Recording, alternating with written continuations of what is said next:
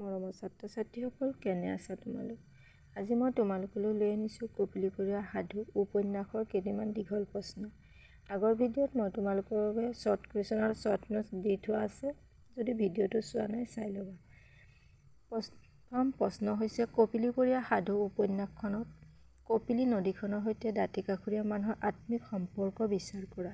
উত্তৰ: নৱকান্ত বৰুৱাদেৱৰ কপিলীপৰীয়া সাধু নদীকেন্দ্ৰিক আঞ্চলিক উপন্যাসখনত নৈ শান্ত আৰু উন্মাদ দুয়োটা ৰূপৰে অতি স্বচ্ছন্দভাৱে বৰ্ণনা দিয়া হৈছে। শান্ত অৱস্থাত কপিলী হৈছে প্ৰাপ্তি, আশা আৰু সপোনৰ প্ৰতীক। অন্যহাতে ভৰ বাৰিষাৰ উন্মত্ত ৰূপেৰে টগবগ তেজৰ বানত বন্য হৈ পৰা কপিলী হৈছে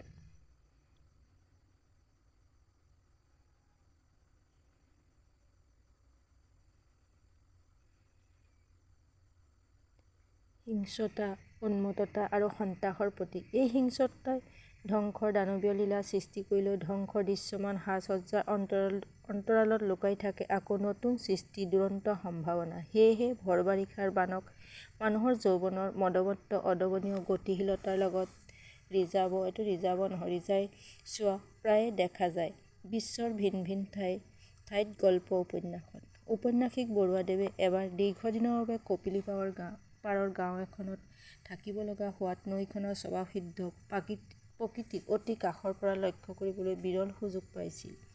তেওঁৰ মানসপটত 1934 চনৰ কপিলীৰ বিধ্বংসী বানপানীৰ তাণ্ডৱে সুদীৰ্ঘ কালৰ বাবে গভীৰ সাঁচ বহুৱাই গৈছিল। সেয়েহে চৰিত্ৰবোৰ কাল্পনিক যদিও কপিলীৰ বানৰ ঐতিহাসিক সংঘটনাটোক উপন্যাসখনত যথাযথভাৱে দাঙি ধৰিছে। কাহিনীটোৰ বৰ্ণনা এনেধৰণৰ: 1934 চন। কপিলীৰ খং এইবাৰ খুব বেছি। বৰষুণ। জয়ন্তীয়া পাহাৰত বৰষুণ, হাফলং পাহাৰত, মিকিৰ পাহাৰত, খাচীয়া পাহাৰে বেলিৰ পোহৰ পাহৰি গ'ল। বৰষুণ এদিন দুদিন সাদিন এপক ফেনে ফুটুকাৰে ওফন্দি পৰা কপিলীৰ বিশাল অঞ্চল এটাক আক্ৰান্ত কৰাৰ কথা কোৱা হৈছে উপন্যাসখনত। জয়ন্তীয়া, মিকিৰ, হাফলং, খাচীয়া পাহাৰৰ বৰষুণে কপিলীক উপচাই পেলালে। তাৰ ফলত হ'ল বিষময়। নখোলাৰ ঘাটত এবুকুলৈ পানী উঠিল। ৰসাখন তল গ'ল। কলং ববলৈ ধৰিলে। উজাই। ৰূপাইহঁতৰ গাঁওখন বুৰ যোৱাত পকী আলিটোতে আশ্ৰয় ল'লে সকলোৱে। কোন ক'ত গ'ল, চিন-মোকাম নোহোৱা হ'ল। দূৰৰ গাঁও এখন বাঁহৰ গছৰ আগকেইটা মাত্ৰ পানীত ওলাই থকাৰ পৰা চিনিব পৰা গ'ল। সাতোটা বেলি পানীৰ মাজৰ পৰা ওলাই পানীৰ মাজতে মাৰ গ'ল। এনে দুৰ্দশাপূৰ্ণ অৱস্থাত কোনে কাক সহায় কৰে? সকলোৱে হাত ভৰি বন্ধা। খোৱা বস্তু লাহে লাহে শেষ হয়। ঈশ্বৰ হৰি চিন্তাৰ বাহিৰে ৰাইজৰ গতি নাথাকে। ঘিটমিটীয়া আন্ধাৰে সকলোকে গ্ৰাস কৰে। এনেতে অষ্টম দিনা এখন নাৱত চাউল, দাইল, খৰি লৈ জিলাৰ বৰচাহাব মিষ্টাৰ পিলাই আহিল সাহায্য আগবঢ়াবলৈ। তেওঁ ৰূপাই আৰু ভাঙৰি ভকতক সৰুগত কৰি বিশাল উন্মত্ত বানত আহি কেইবাটাও দুৰ্গত অঞ্চল পৰিভ্ৰমণ কৰে। টেকেলীয়া, চৰাইহাগি, চজিনাগুৰি গাঁওবোৰৰ চিন নাই। কেৱল চৌদিশে দেখিবলৈ পোৱা গ'ল পানী আৰু পানী। কপিলীৰ ভটিয়নি ভূতত নাও উটি যাব ধৰিলে। গছৰ ডালত উঠি মানুহে জীৱন ৰক্ষা কৰিব বিচাৰিলে। তাৰ উদাহৰণ হ'ল সোণপাহী আৰু তাইৰ দেউতাক। থৈয়া থৈয়া পানী। সকলো ফালে হু হু শব্দ। উত্তাল কপিলীৰ কলৰৱ। সেই বানতে আক্ৰান্ত সোণপাহীক উদ্ধাৰ কৰে ৰূপাই, যাৰ পৰিণতিত দুয়োৰে হৈছিল মিলন। চাহাবে দুৰ্গতসকলক উদ্ধাৰ কৰাৰ ব্ৰতী হৈ আগবাঢ়িল ভালেমান ঠাইলৈ। তেওঁ পুনৰ ধৰমতোললৈ গ'ল। তাৰ পৰা ৰক্ষা। এনেদৰে এওঁলোকে দেখা পালে আৰ্তজনৰ চিঞৰ বাখৰ, ভোকৰ যন্ত্ৰণা, গ্ৰহণী, কলেৰা আদি ৰোগৰ দ্বাৰা আক্ৰান্ত গাঁওবাসী। বানপানীত সাহায্যৰ নামত বিভিন্ন ঠাইৰ পৰা অহা বয়-বস্তুবোৰৰ আধাতকৈ বেছি দুষ্ট লোকৰ হাতত পৰেগৈ। কোনোবা জেলখানাত ঠিকাদাৰে যোগান ধৰা কম্বলৰ মাজত সাহায্যৰ কম্বলো ওলাল।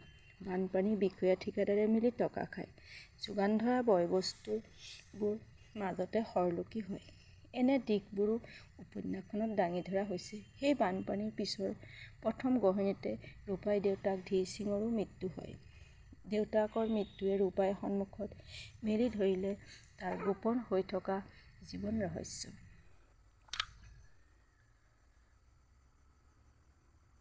সি আচলতে ধীৰসিংহৰ তুলনীয় পুতেকহে, যাক এটা ভয়ংকৰ বানপানী উটি অহা অৱস্থাৰ পৰা উদ্ধাৰ কৰি অনা হৈছিল তেনেই পানীকেঁচুৱাতে। সেই বানপানীটোৰ বৰ্ণনা ঔপন্যাসিকে অতি উচ্ছ্বসিতভাৱে দাঙি ধৰিছে।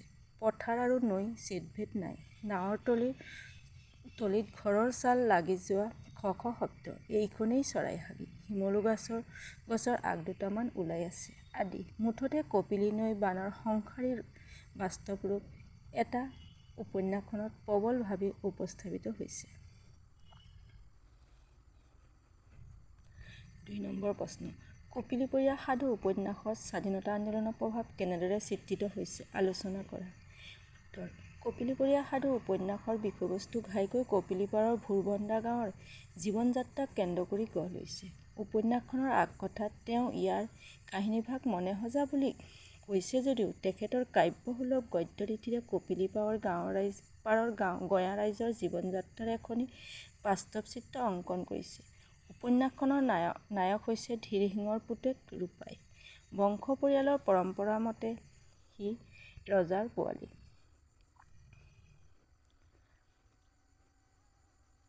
গাঁৱৰ বেথাৰাম পণ্ডিতৰ পাঠশালা স্কুলত সি পঢ়ে যদিও পঢ়া শুনাতকৈ সিহঁতৰ গাঁৱৰ বুকুৱেদি বাগৰি যোৱা কপিলীৰ প্ৰতিহে তাৰ ধাউতি বেছি।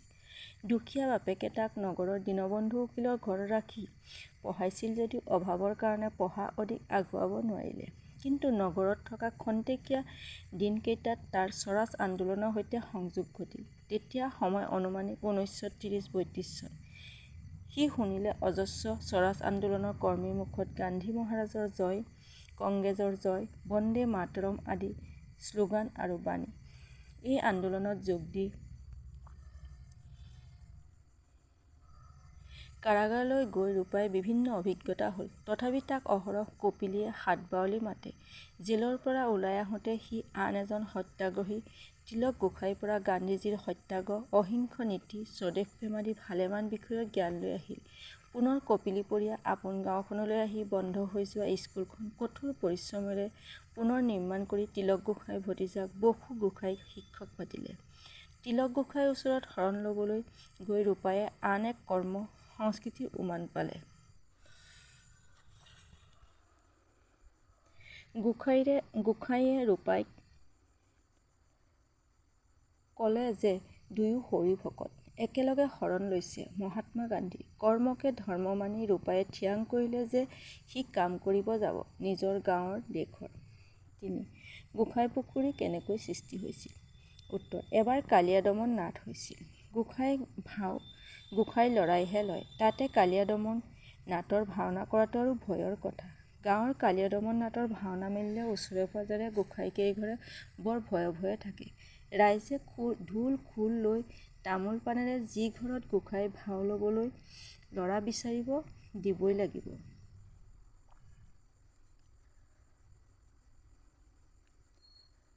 নিদিলে বৰ ডাঙৰ জগৰ লাগে। এবাৰ ভাওনা হোৱাত কেনিবাদি ছিদ্ৰ ওলাই ভাওনাৰ দিনা গোসাঁই থিত হয়। কুহিলা তোলা পাতেৰে সজা কালীৰ নাক জীৱন্ত হৈ উঠে আৰু হুলকে তেজ বটিয়ায়। গোটেইখন তালফাল লাগে। কৃষ্ণই ফনাত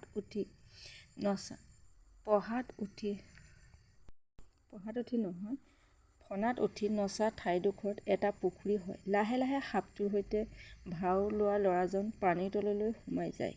এনেদৰেই গোসাঁইপুখুৰীৰ সৃষ্টি হয়। Thank U.